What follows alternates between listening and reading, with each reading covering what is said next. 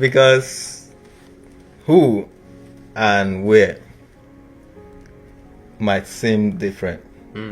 But we get to discover as we grow in the things of God that the who is also a place. The who is everywhere anyway. Okay? The who is also a place. That is why in the name of Jesus Christ, we cast out demons. Yeah. When you say in the name of Jesus, what does that mean? Okay, I see where you're coming from. Okay. Yeah? It's a place. So it doesn't mean that anytime you see a demon, you begin to call the name of Jesus. You know, in the name of Jesus, in the name of, like a magic spell. Yeah. You know, like the 7 sons of Sceva. In the name of Jesus, who Paul preached. Yeah. You know, it was like a magic spell for them. But when the demon looks at you, he's trying to check, is this person truly in Jesus or not? Right. So the protection is a person and it's a place. It's a place. So when there is trouble, people begin to look for solution in different places. Right. In different places. Especially my friends and brethren in Africa. Yeah. Okay. So when there is trouble, they begin to look for solution in different places. Some may go to some herbalists to look for solution. Yeah. So, but the problem with that is, It's temporary. apart from being temporary, Yeah. if the herbalist is not working with a spirit, then you will say, okay, that's fine. That's not too much problem. Because some of them will go with different names. They will tell you we are herbalists. Okay? Because they don't want people to now identify them as native doctors. Or shaman. Or chairman or witch doctors. Yeah. Okay, so they can come with different names. Okay, but they might be working with a spirit that is contrary to the Spirit of God. So if people make mistakes to look for solution in those places in their day of trouble, what happens? They come in contact with a spirit that is not of God. Yeah. And they might get a temporary relief from whatever problem they have, as you mentioned, temporary relief. But you will discover that their life will never remain the same because they have opened a door for a spirit to become part of their life. So this thing I'm telling you is very practicable. You see someone go to look for solution, let's say for a leg condition, leg ulcer, and the herbalist or the native doctor, the whatever chairman or wherever they went to, if they are working with an evil spirit, they will do some concoction, and maybe with time this person gets healed.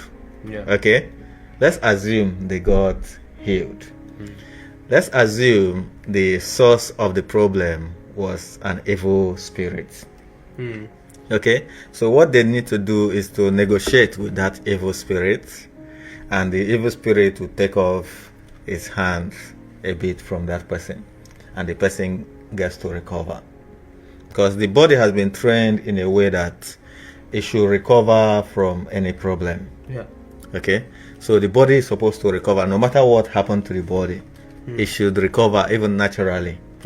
You know, I don't know, doctors who should be able to confirm this. I've tried it myself in so many ways. Okay, sometimes we get injured, maybe a cut, you know, on the hand. Heal back, If there is no demonic influence. With time, it will dry up and it will heal. Yeah. So, but the reason why it may not dry up or heal might be if a spirit is involved. So the doctors will do whatever they want to do. The scientists, the doctors Yeah, in the yeah. area of science, Yeah. they will do everything possible, but they will still find out that that particular condition is not going anywhere. It's still worsening because a spirit has been involved. I see. So people look for solution in different places. They look for solution in the science world, doctors and the rest of them. They are not finding any solution there. They look for solution in the herbalists or native doctors or whatever they call themselves. Yeah. They get a temporary solution, as we are saying. The spirit will decide to leave the person to recover a bit, so that the person will begin to trust in that place, to think that there is solution there, there is protection in that place, Yeah. there is solace in that place, Yeah. there is refuge in that place. So, but it is for a short time. Before you know it, something worse than the previous problem will come. Maybe this time around, the hand and the leg will wither, stroke, and they call it stroke. Yeah. So, what will be in the mind of this person? To go back to this herbalist, to that native doctor, Yeah. to that shaman that helped them during the time of leg ulcer. Yeah. Yeah. The thing that will come to their mind will be, let's go back to that place. There is solution there. And then they will go contact even worse spirits. Because when they go, they will not just go there for fun. The people are going to give you some conditions, and they will say to you, for you to recover, we need the blood of a white chicken, we need this, we need that, we need that.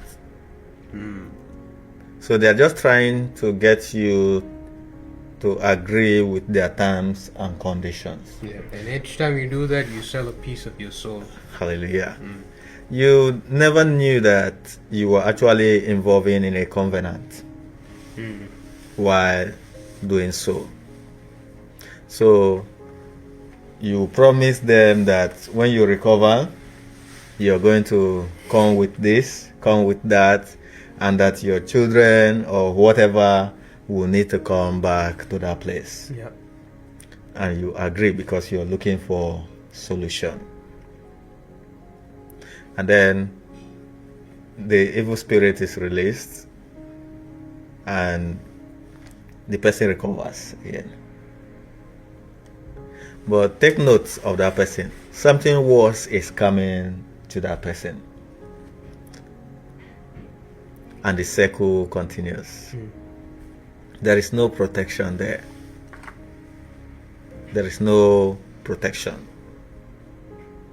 The only place where we can have peace, where we can have protection, where we can have solution without worries, without trouble, is in a place,